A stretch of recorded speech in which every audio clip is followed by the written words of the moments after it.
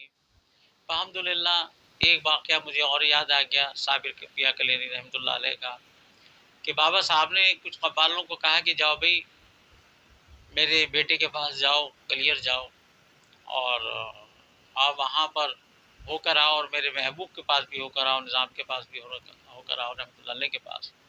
تو قبال یہاں سے گئے، وہاں پر جا کر جب محبوب پاک میں پہنچے تو وہاں تو سمجھ لیں زربخش محبوب الہی نام ہے، 1.25 کا لنگر آپ کے ہوا کرتا تھا، آپ کے تو وہاں مزے آ گئے، خوب کھانا کھایا، خوب نذرانے ملے، خوب پیسے ملے، قوالی ہوئی۔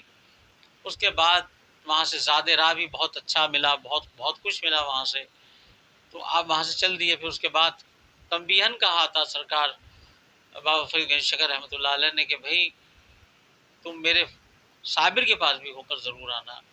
جب وہ کلیئر شریف پہنچے، جب وہاں بیٹھے، آپ نے وہاں پہ ریسٹ کیا، آرام فرما ہوئے قبال، تو وہاں قوالی سنائی تو آپ تو کھڑے ہوئے تھے۔ بہرحال وہاں سے کوئی ان کو پیسہ پائی نہیں حاصل ہوا، اور کھانا بھی گولر وغیرہ یہ ملتے رہے آپ کو۔ تو آپ جلدی وہاں سے روانہ ہونے لگے، کہنے لگے حضور ہمیں اجازت دیجیے، اب ہم جائیں گے، بابا صاحب کے حضور حاضر ہوں گے وہاں پہ، یہاں کی کیفیت بھی بتائیں گے، وہاں کی کیفیت بھی بتائیں گے۔ تو کہا کہ اپنا زاد راہ تو لیتے جاؤ۔ تو آپ نے مریدوں سے کہا کہ بھی ان کا زاد راہ باندھ دو۔ تو انہوں نے کچھ پتے گولر کے، کچھ سوکھے ہوئے گولر اس میں پوٹلی میں باندھ کے ان کے حوالے کر دیے۔ اچھا قبالی چونکہ قبال مادر کے ساتھ قبالوں سے ہاتھ جوڑ کر، کیونکہ کچھ لوگ لالچی اس میں ہوتے ہیں جو پیسے کے لیے پڑھتے ہیں، تو کچھ راہ خدا پڑھتے ہیں جو فیض پاتے ہیں، تو انہوں نے ان کو پوٹلی دے دی۔ تو پہلے انہوں نے نظامی توشہ کھولا اور زاد راہ کھولا، تو اس میں اعلیٰ قسم کے کھانے تھے، انواع اقسام کی چیزیں تھیں، وہ کھا کے خوب پیٹ بھرا۔ پھر چلتے قافلے میں جاتے تھے، کوئی گاڑیوں کا رسد نہیں تھی، کوئی ایسا نہیں تھا معاملہ۔ تو پھر اس کے بعد کہا کہ اب پھر بھوک لگ رہی ہے، ایسا کرو کہ وہ جو صابری لنگر ملا ہے ہمیں اس کو کھولو۔ جب وہ پوٹلی کھولی تو سوچے کہ اس میں بہت ساری چیزیں ہوں گی، کوئی موٹی موٹی گولیاں نظر آئیں انہیں، کہا کہ کوئی مال بھی ہوگا۔ جب کھول کے دیکھا تو اس میں سوکھے گولر تھے، تو آپ نے سر پیٹ لیا اور کہا کہ لو جی یہ ہے۔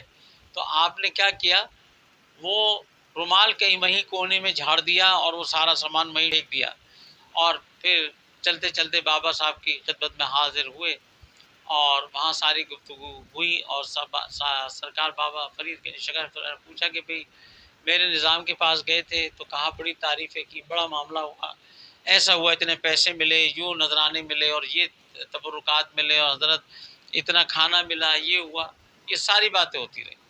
اس کے بعد کہا رہے میرے صابر کا تو حال بتاؤ، کہ حضور وہ تو بہت کمزور ہیں، اور وہاں پہ یہ کھانا تھا، یہ ہم نے نوش فرمایا۔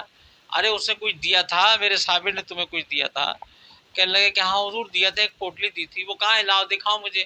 کہا کہ حضور اس میں کیا تھا، کچھ سوکھے ہوئے پتے، کچھ گیلے پتے، کچھ گولر سوکھے ہوئے تھے اس میں، تو وہ کہاں ہے؟ کہا کہ حضور ہم نے تو وہیں کونے میں اس کے سائڈ میں ہم نے ڈال دی ان کو، اور کپڑا خالی آ گیا۔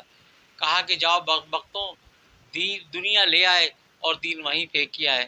تو آپ نے دیکھا نا، قبال صدا کا پریشان حال رہتا ہے، گاتا بہت ہے اور پیسہ بہت ملتا ہے، لیکن تنگ دستی کا ان کا عالم ہوتا ہے، لیکن سارے قبال نہیں۔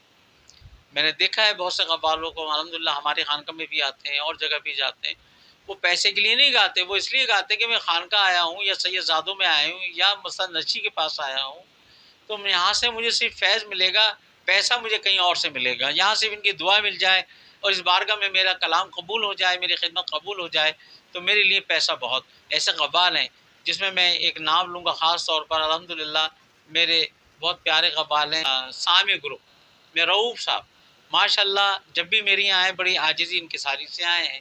اللہ تعالیٰ ان کو اور ترقی دے، اور ایسے خانقاہوں کا عزت کرتے ہوئے اور اس میں اپنا سما باندھیں اور وہاں سے فیوز حاصل کریں، تو انشاءاللہ یہ صابر پاک کی ایک کرامت اور تھی۔ اللہ تعالیٰ ہمیں بھی صابر پیا کے راہ قدم پر چلنے کی توفیق عطا فرمائے۔